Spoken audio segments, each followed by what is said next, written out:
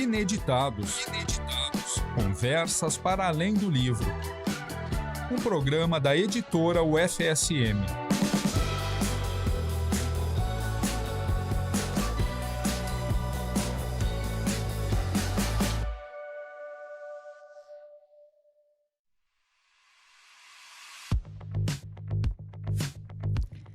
Olá para você que nos acompanha aí do outro lado, aqui é Jéssica Dalcin pela UniFM 107.9 e mais um episódio do Ineditados, Conversas para Além do Livro. Ainda estamos em agosto, mês de volta às aulas, e que direcionamos então as nossas ações aos títulos de livros interdisciplinares. Por isso, nós temos frete grátis no nosso site, nos títulos da área, durante todo o mês de agosto, agora de 2023. Acesse www.editoraufsm.com.br e confira os títulos, pois sempre temos livros com alguma promoção, o ano inteiro. E na loja física, os títulos especiais da editora da UFSM a preço de saldo, preço máximo de R$20. Aproveite, a nossa loja física fica ali no centro comercial, perto do posto. Nossas redes são @editoraufsm, @livraria e grife UFSM, @ineditadospodcast e o meu @Jedalcin. Me procura lá, vamos trocar uma ideia. Mande sugestões, conversas, perguntas, a gente pode trazer aqui para o programa. E hoje a nossa convidada é a professora, atual vice-diretora do Centro de Artes e Letras, professora Andréa Machado Oliveira, que vai conversar conosco sobre arte, educação e tecnologia. Tudo bem, professora? Seja muito bem-vinda. Tudo bem, Jéssica. Muito obrigada pelo convite. É um prazer estar aqui, compartilhando algumas ideias e também estar em contato, com os ouvintes. Muito bem. Vamos começar, então, pela tua história. De onde que veio a pequenina Andréia? Primeira vez que pensou em arte, viu um olhar diferente, alguma coisa de arte, pensou, nossa, eu acho que eu ia gostar de trabalhar com isso. Como é que foi? Sim, então, eu sou natural de Porto Alegre, próximo daqui, e sempre tive um encanto pelas artes, mas a minha primeira escolha foi Direito, na URGS, saindo aos 18 anos, no segundo grau, mas também durou um ano só e depois fui para as artes, aonde foi toda a minha trajetória. Então, fiz bacharelado e licenciatura em artes visuais na Universidade Federal do Rio Grande do Sul, aonde eu trabalhei, me formei e trabalhei por 16 anos em gravura, só em estilogravura. E foi no meu mestrado que eu comecei a trabalhar com as tecnologias. E no doutorado, especificamente, aí me foquei na pesquisa em arte e tecnologia, que é o meu campo de atuação atualmente. A gente estava observando aqui que hoje teu trabalho, tua atuação aqui no LabInter, Laboratório Interdisciplinar Interativo. O que é o LabInter? O LabInter, ele é um laboratório que tem esse foco de pesquisa e produção em arte e tecnologia. Então, como eu falei, no meu doutorado, o foco foi em arte e tecnologia. E eu tive o privilégio, com bolsa do CNPq, que a gente sempre ressalta a importância dessas bolsas, E eu fiz o meu doutorado sanduíche no Canadá, então morei 1 ano e meio em Montreal. E tive a oportunidade, então, também de viajar em vários centros de arte e tecnologia, na América, na Europa, na Austrália, enfim. E quando eu entrei na UFSM em 2011, eu já vim com essa vontade de abrir um laboratório de arte e tecnologia. Sim, com esse repertório, tu queria ter um aqui também. Sim, por quê? Por que não, Não, a gente não tem um laboratório de arte e tecnologia. Então, quando eu entrei na UFSM, a professora Nara dos Santos já tinha pesquisa nessa parte de arte e tecnologia teórica. Então, o LabInter, ele surgiu nessa perspectiva, sim, vamos ter um laboratório de arte e tecnologia aqui na UFSM. E ele começou com um nome, em uma sala muito pequenininha. E aí, conforme a gente foi respondendo projetos, de agências de fomento, CNPq, CAPES, FAPERGS, nós fomos ganhando equipamentos que precisavam de salas maiores. Então, hoje a gente tem uma sala muito adequada no Centro de Artes e Letras. E E nesse laboratório, então, ele é um laboratório com tal nome, né, interdisciplinar interativo. Ele abriga discentes de graduação e pós-graduação de diferentes cursos. Então, nós temos discentes das artes visuais, do design, mas também da engenharia da computação, da engenharia acústica, da arquitetura. É um laboratório bem dinâmico, né? Porque esse campo demanda, para te produzir em arte e tecnologia, é importante tu ter uma equipe interdisciplinar com conhecimentos diversificados. E quando nós começamos em 2011, ninguém sabia, ao certo, como se produzir. Então, nós aprendemos juntos, né? Então, nós conseguimos sempre bolsas, né? A partir dessas agências de fomento. A universidade também, a UFSM, é uma instituição de dar um incentivo muito grande à pesquisa e à produção. Então, ele tem esse foco bem forte na pesquisa, né? Porque também é um laboratório onde os mestrandos e doutorandos do programa de pós-graduação em artes visuais, nós temos uma linha em arte e tecnologia, também desenvolve seus trabalhos. Então, ele tem esse cunho para desenvolver as pesquisas voltada ao programa de pós-graduação em artes visuais, mas também toda a pesquisa que a gente desenvolve, a gente tem essa perspectiva de compartilhar com a comunidade. Então, nós também temos vários projetos de extensão, né, onde a gente dá workshops, cursos, trabalhamos com professores da rede básica de ensino, com comunidades indígenas, né? Temos um projeto desde 2016 com a comunidade Caigangue, aqui da região sul. Então, essa perspectiva interdisciplinar dele é o que mais caracteriza o laboratório, né?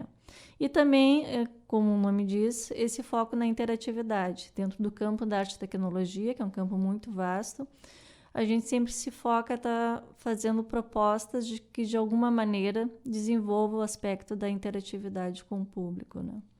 Ano passado, eu visitei uma exposição que estava acontecendo no Planetário e ela foi guiada pela professora Nara. Uhum. Não sei se nos escuta, mas um beijo, professora Nara, me deu aula na graduação. E foi bastante interessante. Eu acredito, né, que tenha sido um viés, aí, um vórtice do laboratório, porque nós tivemos lá a tecnologia nas suas mais variadas formas. É difícil falar assim, tecnologia é uma coisa muito ampla, né? Uhum. E nós tínhamos gente expondo com base em games, com base em multiplicidade de câmeras, falando daí, trazendo para uma questão de multiplicidade de olhares, né? Que mais ou menos assim, todo ponto de vista é a vista de um ponto, né? Então, sim, aquela... e fazendo uns entrecruzamentos, e daí a diferença de determinados horários para determinadas paisagens, e uma câmera fixada e fazendo com que aquilo modificasse completamente a paisagem só com uma iluminação. Então, eram propostas muito contemplativas. Difícil... não que as outras peças ou outros formatos de arte não sejam contemplativos, mas ali a gente precisava, de fato, tomar um tempo para absorver a obra inteira. Entende? Não sei se eu me faço entender. Sim, em toda obra a gente precisa tomar um tempo para absorver ela inteira e às vezes leva uma vida inteira e não consegue compreender a obra, né? Então não é esse o caso, mas eu digo que não é simplesmente olhar, passei na frente, olhei e absorvi. Ali todas estavam relacionadas a uma temporalidade. Tinham alguns objetos que giravam em torno de outros, como se fossem uma coisa meio cosmológica, assim. E isso me chamou a atenção, que a gente realmente tinha que tomar para si um tempo para admirar, sabe? Então, foi uma tarde muito agradável, assim, E claro que a professora Nara, ela estava presente explicando, fazendo uma visita guiada, né, com as obras, e falando nos autores, também na trajetória dos autores dentro do curso. Então, e é um espaço do Planetário, que eu achei que tinha tudo a ver, eu nem sabia que o Planetário tinha esse espaço de exposições, assim, foi muito agradável. O Planetário, só abrindo um parêntese, ele, então, está abrigando, né, um Museu de Arte, Ciência e Tecnologia, que a professora Nara é uma das diretoras, E ele também, o planetário em si, ele é um espaço expositivo, né? Então, nós, desde 2016, também fazemos anualmente uma exposição dentro do planetário. Então, a cúpula do planetário, que em geral tem um foco mais para as ciências, cada vez mais ele se abre para uma perspectiva mais interdisciplinar e as artes têm se ocupado muito desse espaço, né? Então, em 2012, em 2010, quando morei então, em Montreal, lá eu comecei a ter essa experiência, essa vivência de espaços imersivos, que lá eles têm um prédio inteiro, né, voltado só à imersão e uma cúpula, um dome em cima do prédio. E em 2016 nós fizemos um projeto com o Planetário Galileu Galilei em Buenos Aires, coordenado pelo professor Ricardo Alfarra, que o Labinter, durante um ano, foi 5 vezes em Buenos Aires, a equipe do Labinter, para ter workshops para pensar a produção para planetários. Então, nós desenvolvemos um projeto prático para planetário. Esse projeto foi selecionado e foi mostrado num evento no Planetário Galileu Galilei. E, em parceria com o professor Ricardo Alfarra, nós trouxemos esse evento para o Planetário do FSM. E desde então a gente organiza um evento, eu e o meu doutorando Matheus Camargo, que se chama Efêmera, vai acontecer esse ano novamente em novembro, final de novembro, início de dezembro, que é um evento agora internacional, que tem artistas de todos os lugares do mundo, né? A gente abre uma chamada, também artistas locais, porque a gente também tem dado oficinas para quem quer produzir para planetário. E o planetário, então, também se abre, né, para esse campo da arte e tecnologia. E uma coisa que tu falou e me chamou a atenção, como é que é trazer esse tema de arte e tecnologia, interatividade, para populações de menor acesso? Como, por exemplo, povos originários ou escolas que são de periferia, como é que vocês trabalham isso? Na verdade, a tecnologia, hoje em dia, ela está muito próxima do cotidiano de todos nós, né? Então, se a gente pensar as comunidades indígenas têm acesso às tecnologias, né? Eles têm celulares, os celulares hoje em dia nos habilitam, né, a estar na rede, a produzir material audiovisual, né? Então, e mesma coisa se a gente pensar em comunidades periféricas ou escolas, né, da rede pública. Então, na verdade, a arte se aproxima de uma questão que já é cotidiana das pessoas. Esse projeto especificamente com a comunidade de Caigangue começou em 2016, com a minha doutoranda Kalinka Malman e o Jocely Salles, que na época era professor de História aqui na FSM. Começa a partir de uma demanda da comunidade, que era como está ativando questões culturais, Caigangue, que no caso é a estrutura social deles, Caimé e Cairu, a partir das tecnologias digitais. E primeiro começamos com oficinas dentro da escola, na comunidade, especificamente na escola, porque a preocupação era justamente com as crianças. E nessas oficinas a gente levava os tablets, a gente tem no laboratório também por ganhar projetos, né? 12 tablets. E a gente levava e trabalhamos com eles a questão da então, cultura Caimé e Cairu. Com as crianças, com essas tecnologias, eles pegavam os tablets, tiravam fotos da comunidade, entrevistavam as famílias, quem era Caimé, quem era Cairu, mapearam a comunidade Caimé e Cairu. E a partir desse material audiovisual surgiu a ideia de se desenvolver um jogo digital, que nós estamos terminando esse ano, que é um jogo acessível para ser jogado na escola, mas, enfim, né, aberto para celular, para diversas plataformas. E o jogo, então, trata sobre essa divisão social que eles têm de Caimé e Cairu. É um jogo bilíngue, em caigangue e português. Traz uma questão patrimonial importante para eles. Sim, também, né? Com certeza. E traz também uma questão bem forte para eles, que é a relação ancião e criança. Então, os personagens são os anciões e as crianças. E foi uma demanda da comunidade indígena, esse jogo, porque eles jogam, mas não são jogos que eles se identifiquem. Não é que eles não joguem, não é que os indígenas não têm acesso. Com certeza eles têm acesso, né? É um mito que se constrói. Mas eles não têm conteúdo, né, que se aproxime das questões culturais deles. Então, esse jogo justamente é para estar trabalhando conteúdos para que eles joguem, outras crianças também, né, não indígenas, terem mais informações sobre uma cultura tão rica, né, que é especificamente que a gente trabalha caigangue, mas a gente já está começando outro projeto com os guaranis também. Então, é essa diversidade que interessa ao laboratório, né? Eu fiz essa pergunta porque justamente imaginei que tivesse alguma correlação com as questões originárias, como até um registro e uma manutenção dessas características, uma vez que durante boa parte da história as transmissões, né, as técnicas orais, enfim, agora com as tecnologias a gente tem muitos falando sobre os indígenas, falando sobre os povos africanos, falando sobre, mas ainda existe uma dificuldade de achar material onde eles estão no seu lugar de fala e produzindo, né? Isso dá uma autoria para eles que é bem importante. Então, esse é um projeto grande, né? Como veja, faz alguns anos. E durante esse projeto, a nossa preocupação no lugar de fala sempre foi muito importante, né? A Kalinka agora faz o seu doutorado também, ainda com esse foco, né, das comunidades indígenas.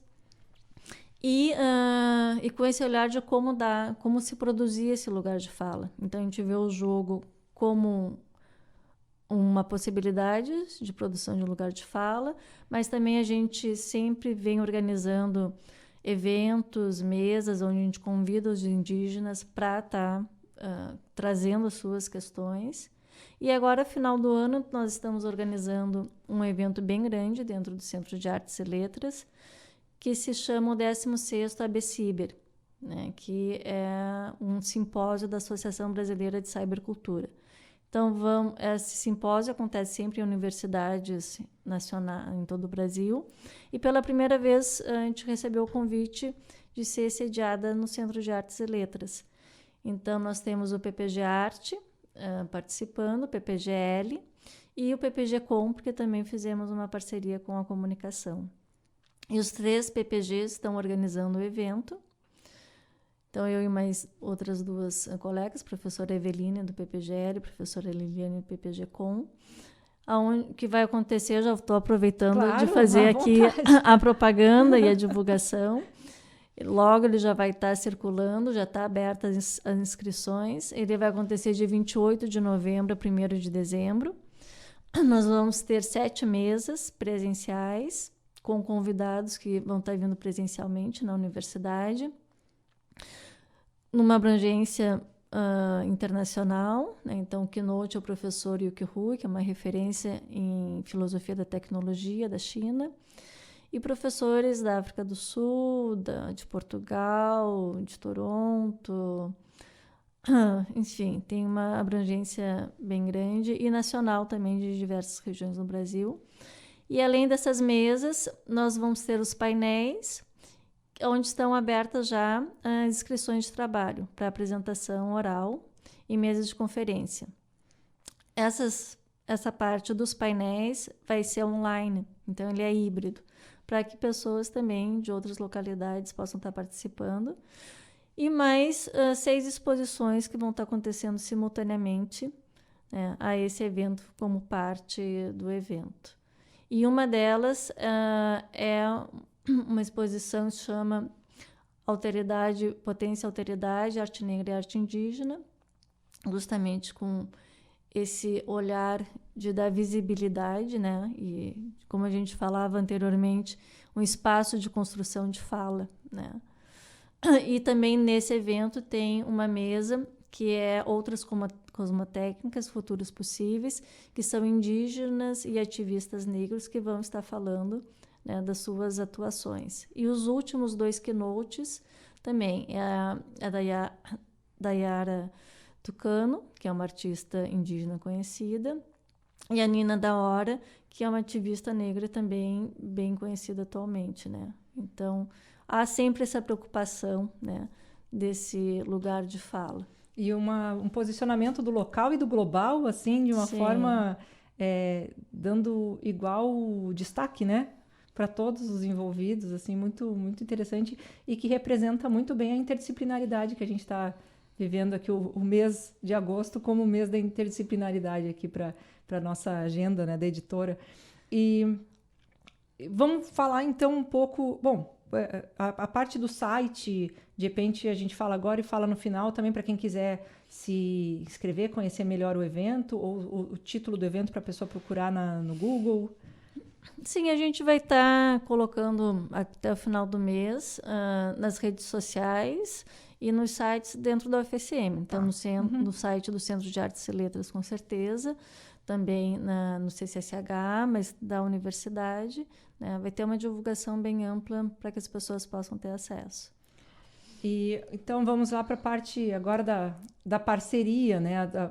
Está fechando aí daqui a pouquinho um ano, né? Ou se já não fechou, um ano ainda à frente da direção do Centro de Artes e Letras como vice-diretora, né? Como é que se deu esse encontro teu com o professor Gil? Como é que está sendo essa experiência? Porque ano passado conversamos com o professor Gil aqui, né? E ele estava recém-chegando. Então agora tendo um ano dessa vivência, como é que tem sido? Olha, tem sido uma parceria muito profícua, né? Então, eu e o Gil, nós não nos conhecíamos, foram os nossos pares que foram nos aproximando, né, pelas afinidades, né? Eu acho que tu tem afinidade com o Gil tem afinidade, né? Então, o Gil na candidatura como diretor e quando foi sugerido, né, o meu nome como vice, me aproximei do Gil e vi que realmente tínhamos muitas afinidades, né? Nessa perspectiva de ter uma visão voltada à diversidade e também a integralização das áreas, né? Então, essa visão também, como tu falava, interdisciplinar. Então, foram vários aspectos que foram formando a chapa naquele momento e essa parceria cada vez se fortalece mais, né? E eu e o Gil temos perfis diferentes que nos ajudam também na atuação dentro da direção. Então, desde o início, eu fiquei mais com a parte da pesquisa, de projetos de pesquisa, né, dentro do gabinete de pesquisa, na organização de eventos, como esse do ABCiber. Também em novembro vamos ter o 2º seminário de pesquisa do CAL. Então, tudo que diz que está mais atrelado às questões dos projetos de extensão, de pesquisa, de ensino, fica mais comigo.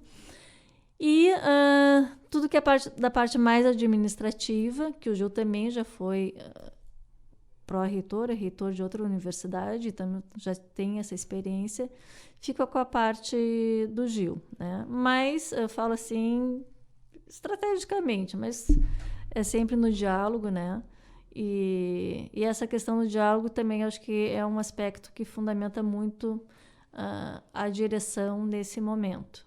Então, todas as decisões são feitas a partir de conversas que se concretizam em grupos de trabalho. Então, sempre quando tem algum assunto a ser estudado, determinado, decidido, se forma um grupo de trabalho com representantes de todos os departamentos, de todas as áreas, e esse grupo de trabalho, então, investiga, propõe, vê quais as melhores maneiras e depois é levado para o conselho. Mas essa estratégia de trabalhar com grupos de trabalho eu acho muito positivo, tem sido bem enriquecedor, porque a gente consegue ver as demandas de cada área, né, dentro do Centro de Artes e Letras. E as pessoas também se sentem participativas, né? Se sentem que estão construindo, porque realmente eu e o Gil só nós estamos representando, né, um centro que tem seus docentes, discentes, né, e os técnicos administrativos. E também a gente conta com uma equipe muito boa, né, dos técnicos administrativos ali no centro, que, como eu falo, a gente, como eu disse, a gente está na frente e o nosso nome que aparece, mas é uma equipe muito grande atrás que trabalha, né? E como é que vocês têm encarado alguns movimentos que acontecem dessas representatividades, né? Eu percebo que a direção do Centro de Artes se posiciona muito firmemente com relação a essas campanhas para a inclusão e tal. Como é que tem sido essa vivência de vocês com a comunidade do CAU? Sim, isso já foi desde a campanha, né, esse comprometimento. E também ele acaba se efetivando nos próprios desafios do cotidiano, né? Então, nós tivemos, infelizmente, casos de racismo já na nossa gestão e mesmo de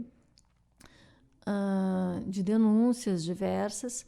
E a nossa posição sempre é não colocar para baixo do pano, é justamente ao contrário. É sempre escutar todas as partes. Nesse sentido, nós tivemos um trabalho ano passado bem intenso com a ouvidoria da universidade, que também nos auxiliou muito em várias reuniões, né, um pouco exaustivo, assim, mas necessárias, de estar escutando cada parte e que cada parte consiga se autoescutar também. Então, é muito mais uma perspectiva educativa para todos do que numa perspectiva só de denunciar, né? Porque a gente entende que é a partir de uma estratégia educativa de conversar sobre os assuntos, né, que a gente vai conseguir alterar, modificar, né, os pontos de vistas. A gente percebe aqui dentro da universidade várias vezes, é um tema que volta, a multiplicidade de fatores que nós temos aqui, e justamente por ser um espaço tão amplo, tem espaço para todo mundo. Sim. Então tem que realmente acontecer né, enfim, se existe uma campanha, se existe um diálogo junto de uma ouvidoria, de outros órgãos, pelo lado mais legislativo, vamos dizer assim, mas é tudo com viés pedagógico. Sim. Né? Com viés de aprendizado para que não se repita, para que as pessoas entendam que o convívio harmônico, acima de tudo, não vou nem entrar aqui nos méritos do certo e do errado, Sim. né? Porque existem várias zonas cinzas, mas o convívio pacífico, respeitoso, né? É o cerne do nosso espaço, né? A gente não pode abrir mão disso em hipótese alguma. E o Centro de Artes e Letras é um espaço da diversidade, né? Então, a gente tem que primar sempre pela questão da diversidade e o respeito à diversidade, né? Na época, eu escutei... Até esperava isso de um ou outro centro agora do CAU, de um aluno do CAU, justamente porque é o centro mais colorido, é o centro mais... eu me lembro, assim, com muita alegria, porque eu sou egressa do desenho industrial, nós víamos as pessoas andando de pé descalço, com cara pintada, fantasiados, o pessoal das cênicas. Então, era um espaço de muita tolerância, de acolhimento dessa vibração, né?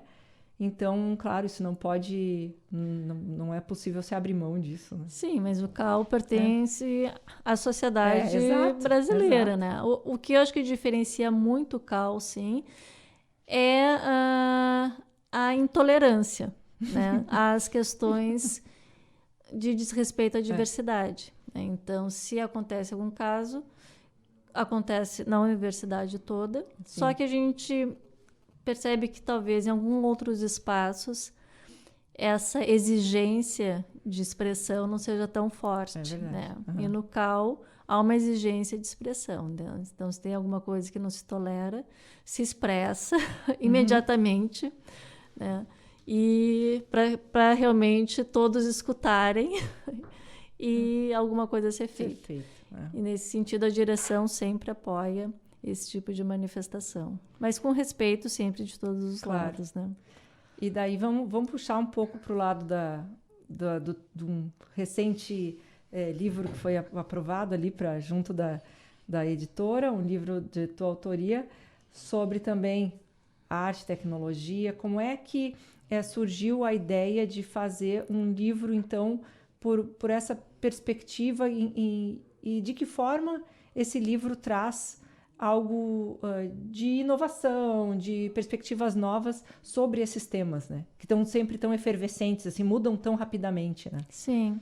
Na verdade, a publicação desse livro sempre foi uma vontade desde a finalização do meu doutorado, né? Então, eu terminei o doutorado em 2010, mas em 2011 eu já ingressei na universidade e já abri o laboratório.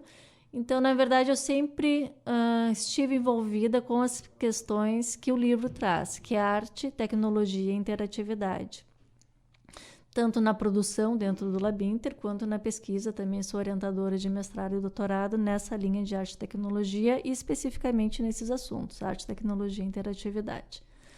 Mas, pelas demandas, sempre eu fiquei mais na atuação, né? E juntar todo esse material de pesquisa, eu precisei num momento específico, que foi no meu pós-doutorado, né? Então, no ano passado, em 2021, eu consegui fazer meu pós-doutorado na City University of Hong Kong, com orientação do professor Yuki Hui, que mencionamos anteriormente. E é um momento que eu consegui, então, realmente sentar e poder olhar toda a produção que eu já tinha feito, né, em termos de publicação de artigos anteriormente. Então, o livro ele reúne o primeiro capítulo e o segundo, a minha própria pesquisa sobre o doutorado, né, que foi sobre as questões de interatividade em arte, e pesquisas que eu fiz no pós-doutorado, mais profundamente, que são pesquisas relacionadas à imagem, né, nesse viés das tecnologias interativas, e o último capítulo com um olhar sobre inteligência artificial, né, que é a questão do momento. Eu e a torcida do Flamengo falamos sobre isso, que realmente é uma questão central, porque está mudando vários paradigmas, né? E também, juntamente, eu tenho uma bolsa como pesquisadora do CNPq, com um projeto sobre arte e inteligência artificial. Então, esse último capítulo do livro tem esse foco. Mas é uma felicidade poder estar compartilhando essas pesquisas feitas ao longo de, né, se a gente pensar, de mais de 10 anos. E também, de certa forma, dando visibilidade também a essas pesquisas do Labinter, né? E existe toda uma discussão que está sendo feita sobre tantos aspectos, né, da inteligência artificial, questões éticas que não são ainda reguladas, quer dizer, um assunto super novo ainda, né, que ainda vai ser muito discutido, precisa ser muito elaborado. É novo, ainda. Mas que avança com muita velocidade, né? Então, e é um desafio. Como é que vocês encaram dentro do grupo essas perspectivas da inteligência artificial junto das artes? Nós encaramos a partir de uma perspectiva de não separar arte, tecnologia e cultura, né? Então, as artes sempre foram produzidas a partir de uma técnica e tecnologia. Então, os artistas sempre trabalharam Sim, tem uma questão de autoria que fica muito forte, né? A partir de alguma tecnologia. Então, trabalhar com as tecnologias digitais é o campo da arte e tecnologia, né? Esse campo que surge com a invenção do computador. Agora, a inteligência artificial, essas pesquisas, produções, elas acabam fortalecendo mais esse engajamento humano-máquina, né? Que nos seus primórdios tinha sempre esse desafio da interatividade com a máquina, né? Então, que tipo de mouse, como é que ela vai ser amigável, né? Mas quanto mais a máquina foi fazendo parte do nosso cotidiano, né? E depois da internet 2.0, né, que a interatividade é em tempo real, esse agenciamento humano-máquina se concretizou com muito mais intensidade. Então, a gente vê a inteligência artificial a partir dessa junção, desse diálogo, desse agenciamento humano-máquina, não numa polarização. Não que a máquina vai dominar o homem e nem que o homem vai dominar a máquina, porque o homem, ele se constitui, né, a humanidade se constitui através dessas tecnologias. Então, a inteligência artificial, a gente vê que é um salto, sim, é um outro modo cognitivo, é um outro modo de produzir imaginário, de produzir narrativas, é um outro modo de se humanizar. Mas é nesse agenciamento. E as máquinas, a gente não enxerga como elas dominando o humano também. A gente enxerga, sim, um domínio geopolítico. Então, quando a gente fala a inteligência artificial, bom, os laboratórios têm nome e endereço e estão localizados, né, em países específicos. Então, esse domínio geopolítico com a tecnologia, com a inteligência artificial especificamente, sim. Mas, como a gente sempre fala, né, a tecnologia não é boa, nem má e nem neutra. Ao mesmo tempo, a gente vê usos muito positivos com essas tecnologias, né? Então, a inteligência artificial consegue acessar e organizar um número de dados que a nossa capacidade de memória humana não consegue. Agora, o ser humano também não é restrito a um tipo de memória, a um tipo de inteligência, né? Nós temos toda a parte intuitiva, espiritual, afetiva, que a tecnologia, que a inteligência artificial ainda não tem, né? Então, o nosso olhar sempre, como eu falei, é um olhar de agenciamento humano-máquina, né? E um olhar de politização. Como é que se dá esse agenciamento, né? Como é que essas tecnologias estão interferindo? Como a gente falou anteriormente, que questões geopolíticas estão implicadas, né? Então, é um olhar crítico sobre essa tecnologia. E quando a gente fala de artistas que trabalham no campo da arte e tecnologia, não são artistas que veneram a tecnologia, mas, bem ao contrário, são artistas que problematizam sempre essas tecnologias, né? Eu tive uma experiência, claro, completamente pessoal e singela, né? Com, agora, recentemente, esses pacotes de inteligência artificial em que a empresa se propõe a, entre aspas, agir eticamente. Eles compram um pacote de imagens, quaisquer, e dispõem essas imagens, ou esse conjunto de imagens, para que o usuário do aplicativo faça também o upload de suas imagens pessoais e crie alguns mixes de formatos e cenários. A grande maioria é bem ruim, né? A composição que é feita com limitações, justamente porque a máquina não entende a complexidade de determinados fatores. Ela não entende, ou ela tenta entender, ela coloca elementos de um automóvel, mas aquilo que aparece ali não é um automóvel, é um apanhado de peças desconexas que não remetem a um automóvel. E vão criando cenários. Mas algumas imagens do pacote lá de 30 imagens, umas 2 ou 3 se salvam. E eu fiquei um pouco assustada, porque é uma foto que eu nunca tirei. Então, né, numa situação na qual eu nunca estive, mas passaria tranquilamente para alguém despercebido, que não sabe da minha vida, que não sabe por onde que eu já estive, como uma verdade, né, muito entre aspas. E se com a tecnologia chegando, tá recém chegando para a gente enquanto usuário, ela já faz isso, as perspectivas éticas, legais, enfim, que começaram a me assustar um pouco, porque tá para além, daqui a pouco eu preciso ter um álibi para mostrar de algo que eu estava fazendo em função de uma imagem que foi criada sobre mim, né? Então é quase uma despessoalização, assim. Sim. Como é que a arte encara essas perspectivas, né? De também se repensar o próprio corpo, a sua expressão dentro de uma realidade imaginada, né? Sim.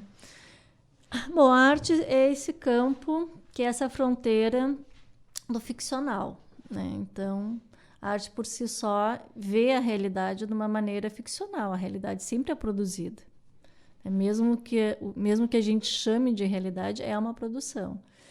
E as tecnologias sempre passaram também, se a gente pensar da fotografia, por essa construção da realidade. Né? Uma fotografia nunca foi neutra. Né? Sim, sempre eu pensava... há um discurso. Isso não é um cachimbo, né? Isso, com Isso certeza. não é a Jéssica, eu olhava para a imagem, Sim. né? Por mais fidedigna que parecesse, eu olhava, mas isso não é a Jéssica. Só o agravante desse momento, que eu acho, é a velocidade. Então, ano passado se falava em ChatGPT, esse ano o ChatGPT já está nas mãos de todo mundo, outro ano não sei o que vai acontecer. Então, essa questão da aceleração, né, desse aceleracionismo, é um problema, mesmo para a gente estar pensando nas questões éticas e de regulamentação. É muito complicado, porque a regulamentação demanda tempo, né? O historiador Yuval Harari tem sido uma das figuras explicitando muito essa preocupação ética, né? Mas essa regulamentação vai ser feita e já está sendo feita, mas o problema é acompanhar a velocidade, né, que essas tecnologias são lançadas e produzidas. E a outra questão que a gente estava comentando antes é esse momento pós-verdade. Né? Então, recentemente vi uma exposição em Madrid sobre fake news. Né? Então, todos esses aspectos. E nos assusta muito quando a gente vê um vídeo, né, de uma celebridade, uma pessoa conhecida, falando um discurso que ela não disse. Né? Ou mesmo como tu falou, no meu cotidiano, né? Daqui a pouco eu vou me ver falando uma coisa que eu não... Uma celebridade não minimamente está acostumada, às vezes, a ser usada fora de contexto, alguma coisa assim, porque estão mais expostos. Mas eu que não sou ninguém, daqui a pouco surge algo, porque está muito simples, muito fácil. Nós mesmos nos expomos em redes, então existe um repertório de imagens, de expressões, de posturas que às vezes alguém pode se apropriar, né? Sim, eu acho que tem várias ações assim que a gente tem que ter esse olhar crítico, né? Primeiro, esse olhar dessa necessidade de se expor tanto, começando por aí. A gente sabe que a gente gera dados o tempo inteiro, queira ou não, né?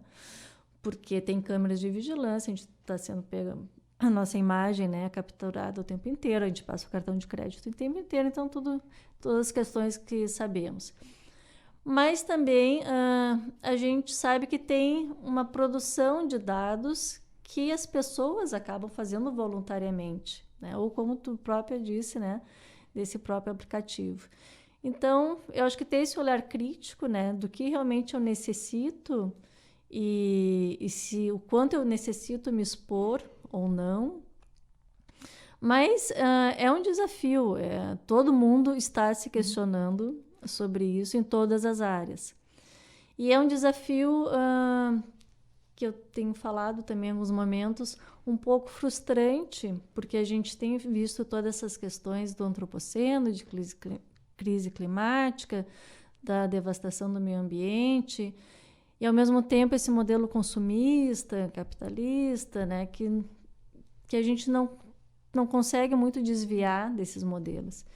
Então eu vejo que a gente está vivenciando um momento de crise com muitos desafios, né? A gente tem mais perguntas do que respostas nesse momento e estamos todos assim olhando as coisas acontecerem, né? Não vejo que se alguma área do conhecimento ou se algum teórico tem uma resposta de o que fazer para resolver, solucionar esse aspecto. Acho que nesse momento ninguém tem. Mas que temos que ter um olhar bem crítico, né, sobre todas essas questões que estão acontecendo. Eu percebo que a arte tem sido uma vanguardista em termos de área na discussão desses temas. Sim. Agora, recentemente, né, acho que ainda está acontecendo a greve dos atores nos Estados Unidos, porque um dos argumentos deles é o Tom Cruise, que é um cara que já tem toda uma carreira, ele continua sendo Tom Cruise. Mas a pessoa que está começando agora, ela já chega assinando um contrato no qual ela cede os seus direitos de uso de imagem, talvez... para fazer um mapeamento facial, talvez ela vai gerar um boneco virtual de si que vai ser usado em outras ocasiões, e esse ator que vive desse trabalho com o seu corpo passa a não ser mais necessário. Então, da mesma forma aconteceu com as ilustrações, que muitos artistas, né, ilustradores dizendo, olha, nós não cedemos o nosso estilo, mas o nosso estilo, em alguma medida, está na internet, as pessoas entram nos nossos portfólios virtuais, digitais. As pessoas têm que ter visibilidade, né? E como não existe a regulação, a inteligência artificial se apropria do que eu produzo para produzir coisas numa linguagem similar, mas que, acima de tudo, é uma linguagem minha. Então, está muito a discussão via arte, né? Parece que isso chegou primeiro, gerando consequências reais assim, para as pessoas da parte artística, né? Da classe artística. Sim, são as questões de direito autorais, né? E da própria produção, mas em todas as áreas, como tu diz, a arte, o campo da arte acaba se expressando, né, inicialmente, mas para todas as áreas, né, do conhecimento. As pessoas fazem com inteligência artificial algo no Photoshop que um artista ou um designer leva 2 semanas, em 2 horas a inteligência artificial pode fazer, né, de uma forma muito, muito rápida, né? Então, são desafios reais, né? Sim. Então, a gente tem que procurar o quanto antes e pressionar, né, institucionalmente, governamentalmente, essa regulação, né? Porque, senão, muitos vão se beneficiar, que já estão se beneficiando, e muitos serão prejudicados, né? Essa desigualdade social, com certeza, né? vai se acentuar. Essas instituições que são essas que estão dando o suporte para vamos dizer, um bom funcionamento das inteligências artificiais, com certeza, e aí entra a parte crítica, né? Com certeza não estão fornecendo a estrutura para, né, no caso do ChatGPT, gerando texto, gerando material, porque são legais. Elas estão fazendo porque existe todo um input de dados que é feito, e que elas também, a partir do momento... Conhecimento já produzido. Conhecimento já produzido. E eu, aqui, pensando em termos de universidade, né, nós temos material acadêmico, as monografias, as dissertações. Se alguém quer fazer um resumo, um abstract do seu trabalho, ela pode fazer o upload do trabalho inteiro na plataforma do ChatGPT e pedir, gere o abstract, gere o resumo do meu trabalho. Só que é um trabalho que ainda não passou por banca, é um trabalho que ainda não está disponibilizado nas plataformas da UFSM, mas é um material científico que aquela plataforma está tendo acesso privilegiado. Sim. É isso que eu te falava, que a gente tem que ser consciente cada vez mais dos dados que a gente está fornecendo, né? E como é que a gente fornece esses dados. Então, talvez antes de publicar, eu não vou passar para a plataforma. Eu vou fazer eu mesma o meu próprio resumo. Claro. Muitas vezes são feitos trabalhos aqui na UFSM com geração de patente, por exemplo, que são coisas sigilosas. Mas daí, né, às vezes é desenvolvida uma técnica, alguma coisa que passa a ser já propriedade de alguém da própria instituição, e daí isso está sendo entregue, né, graciosamente para uma plataforma, sem passar por outras instâncias, antes está sendo entregue pelo próprio usuário, né? Sim, entendendo também a complexidade do conhecimento, né? Eu acho que tem um lado bem positivo, como essas plataformas como o ChatGPT, porque acabam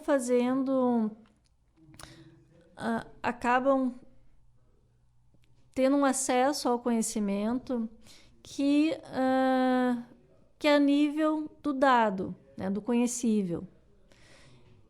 E isso é bem positivo, porque é interessante que nós tenhamos tecnologias e plataformas que nos auxiliem no que já é conhecido. Principalmente, como a gente falava antes, no número de conhecimento, né, de dados, de informações que temos hoje em dia. Mas, falando também como falávamos antes, o conhecimento, a inteligência, não se resume a isso. Então, a universidade é o espaço da invenção, da geração de novos conhecimentos, né, da produção de outros conhecimentos. No caso da arte, né, da produção e da ampliação da imaginação. Então, o humano ainda... eu acho que essas plataformas acabam criando desafios maiores para que a gente pense o conhecimento também em um outro nível, né? Em uma outra plataforma. A gente vai estar sendo exigido cada vez mais a estar trabalhando com essas questões do incalculável, da imaginação, da arte, da criação, cada vez mais, né?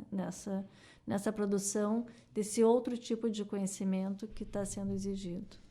Vamos olhar, então, para essas tecnologias como algo que evidencia em nós o mais humano que nós podemos oferecer, né? Sim, também isso, né? Também Porque isso. é sempre vários aspectos, né?